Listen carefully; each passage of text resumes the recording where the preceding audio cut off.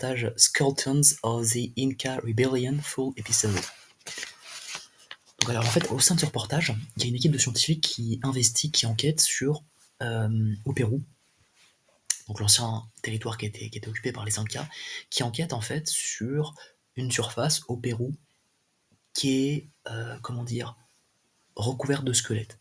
C'est-à-dire qu'il y a de nombreux squelettes qui sont enterrés dans le sol, sous terre en fait, et il y en a aussi un grand nombre qui sont enterrés en surface. Et donc les scientifiques, les archéologues, déterrent ces squelettes pour analyser les causes de la mort. Et en fait, ce qu'ils peuvent remarquer, c'est qu'il y a une partie des squelettes qui sont enterrés selon les coutumes incas traditionnelles, donc qui sont enterrés voilà, dans la posture adéquate, face au soleil, et il y en a aussi une grande partie qui semble avoir été, on va dire, jetée pêle-mêle, et qui semble avoir été enterrée de façon complètement désorganisée, sans aucune logique derrière, et surtout de façon précipitée, immédiate. Et en fait, ce que les scientifiques peuvent noter, c'est qu'il y avait donc une grande quantité de corps qui étaient enterrés à la surface, et en fait, de manière très étrange, comme ils ne l'avaient jamais vu auparavant. Ils n'ont jamais rencontré ça, et ils ont en fait été enterrés sans suivre les rituels incas traditionnels, donc il y en a un grand nombre. Et au début, après analyse donc des ossements, les scientifiques suspectent qu'en fait les Incas ils ont été très violemment tués, ils ont été par exemple frappés par des armes, ils ont été touchés par exemple par des armes à feu, et donc en fait ils sont morts non pas de cause naturelle mais de cause particulièrement violente, et qu'ils ont été enterrés à la va-vite parce que justement on devait faire disparaître les corps. Les scientifiques vont donc analyser les corps des Incas, et ça va très vite leur faire écho, ça va très vite leur rappeler en fait la conquête espagnole d'Empire Inca. Il faut savoir qu'en fait Pizarro, il est arrivé en 1532 au Pérou justement, et en fait il a conquis, il s'est approprié les terres des Incas, c'est-à-dire qu'en fait il y a eu de nombreuses batailles, notamment à Cusco, puis Lima qui va être une ville créée par les Espagnols, et en l'occurrence en fait, au cours de ces batailles, les Espagnols vont coloniser, vont s'approprier les terres des Incas, et surtout vont finir par tuer l'empereur Inca. Donc ils vont massacrer un grand nombre d'Incas, que ce soit à cause des maladies ou que ce soit simplement à cause des guerres. Et donc en fait, les scientifiques soupçonnent que c'est justement un conflit qui a opposé les Espagnols aux Incas, qui a causé ce très grand nombre de morts.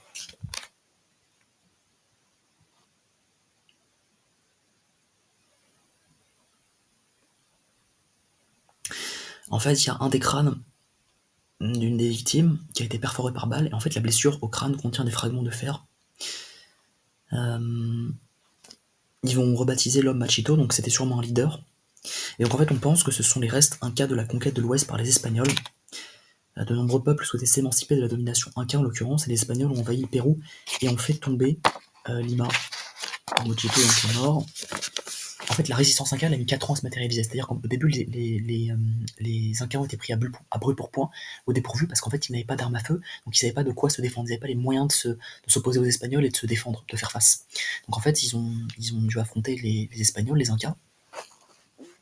Mais disons que leur défense, elle a mis énormément de temps à se mettre en place.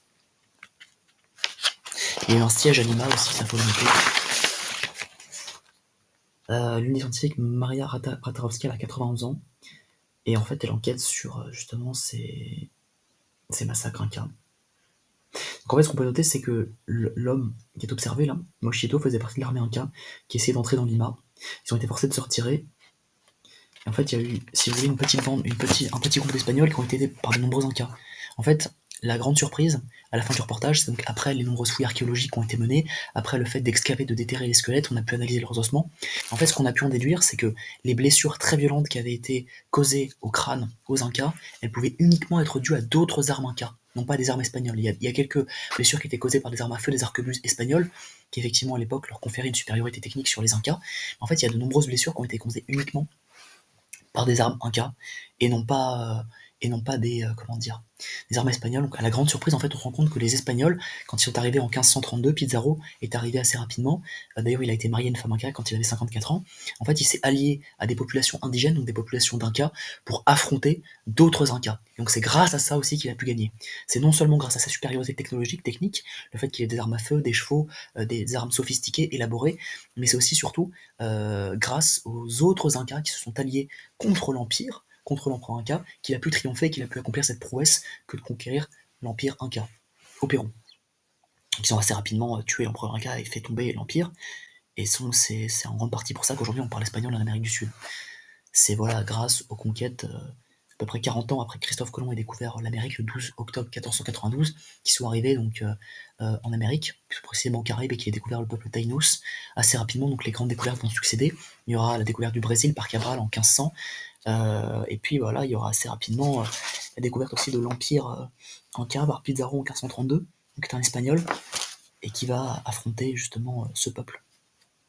Mais voilà, la grande surprise en fait, c'est de découvrir que les Incas qui sont enterrés dans la zone qui est examinée, sur lesquels portent les investigations, eh bien, ont été tués, ont été décimés par d'autres Indiens. Voilà. Donc ça, c'est une grande surprise, et ça permet de réécrire en fait les livres d'histoire. Donc c'est très étonnant. C'était quelque chose qui était pas présupposé. Donc ce reportage était intéressant, voilà, il portait sur l'histoire des Incas en fait, sur les expéditions qu'ont pu mener les Espagnols dans l'Empire Inca. Il faut savoir que l'Empire Inca il était unifié depuis à peu près 100 ans quand les Espagnols sont arrivés, et donc les investigations voilà, portent sur ça, sur les rapports conflictuels qu'ont eu les Incas et les Espagnols, les guerres aussi, et puis voilà, le reportage portait aussi sur l'histoire de l'Empire Inca en règle générale, qui a été une brillante civilisation, florissante, prospère, pérenne, mais qui a malheureusement périclité, qui s'est délité après l'arrivée des Espagnols en 1532. Et donc le reportage, à la fin, nous apporte une découverte majeure qui constitue un tournant décisif, à savoir que les Incas, ils ont été aussi persécutés par d'autres Incas. J'espère que cette revue de reportage vous aura plu. Encore une fois, c'est un reportage National Geographic que je visionne intégralement en anglais, voilà, pour apprendre des choses, pour apprendre, pour découvrir. Je visionne en anglais. Ça me permet de perfectionner ma maîtrise de la langue anglaise. Donc j'espère que cet épisode vous aura plu. Merci à tous.